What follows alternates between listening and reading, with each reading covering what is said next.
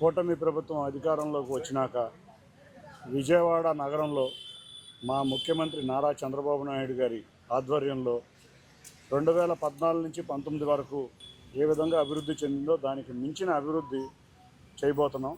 గత 6 నెలల నుంచి మీరు చూస్తే విజయవాడ నగరంలో ఉన్న చాలా చోట్ల రోడ్లు కానీ, డ్రైన్లు కానీ, ఎస్టీపీలు కానీ వాటి మీద మేము నిరంతరం పనిచేస్తున్నాం. వరద బాధిత ప్రాంతాల నుంచి కూడా ఈ చుట్టుపక్కల వరద కూడా చాలా ఇబ్బంది పెట్టింది. వాటిని పరిష్కరించడానికి కూడా రేపు అమృత్ స్కీమ్లో విజయవాడకి టోటల్గా డిపిఆర్ రెడీ చేయడం జరిగింది. డ్రైనేజీలకు కానీ, ఎస్టీపీలకు కానీ వీటన్నిటికీ కూడా కేంద్ర ప్రభుత్వ సహాయంతో విజయవాడ నగరం శరవేగంగా అభివృద్ధి చెందుతుంది. విజయవాడ నగరానికి కావాల్సిన మౌలిక వసతులన్నీ కల్పించే విధంగా కృషి చేయబోతున్నాం.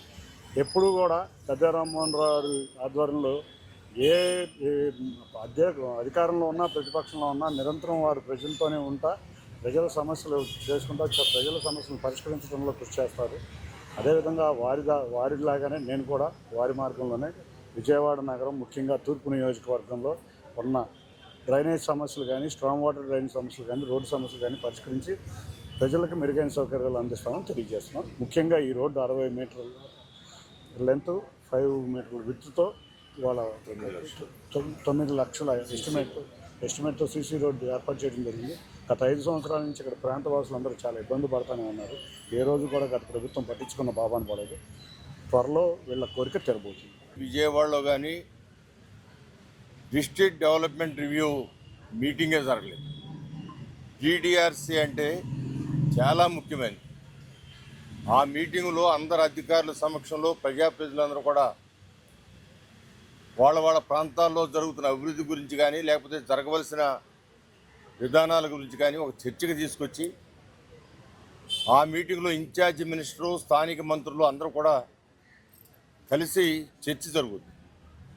నాకు తెలిసి నా 30 సంవత్సరాల రాజకీయ జీవితంలో ప్రతి 3 నెలలకి కనీసం 6 నెలలకు ఒకటైనా మీటింగ్ జరిగి, సంవత్సరానికి 2 నుంచి 3 మీటింగ్లు జరిగి, 5 సంవత్సరాలకి సుమారు 15 మీటింగ్లు జరగాలి.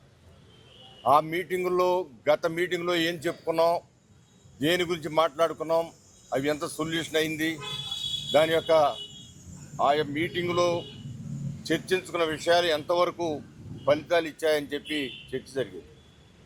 అది ఒకే ఒక్క మీటింగ్ జరిగింది. అప్పుడు 5 సంవత్సరాల్లో ఎంత దురదృష్టవసరాలు ఆలోచించుకోండి.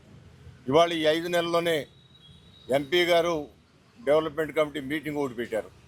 తర్వాత డిడిఆర్సి ఇన్ఛార్జ్ మినిస్టర్ గారు ఒక మీటింగ్ పెట్టారు. ఆ ప్రభుత్వం ఈ రోజున మంత్రి నారాయణ గారు కానీ, ముఖ్యమంత్రి నారా చంద్రబాబు నాయుడు గారు వీళ్ళిద్దరు ఆధ్వర్యంలో విజయవాడ నగరాన్ని రూపురేఖలు మార్చడానికి ప్రణాళికలు వేస్తూ ఉన్నారు.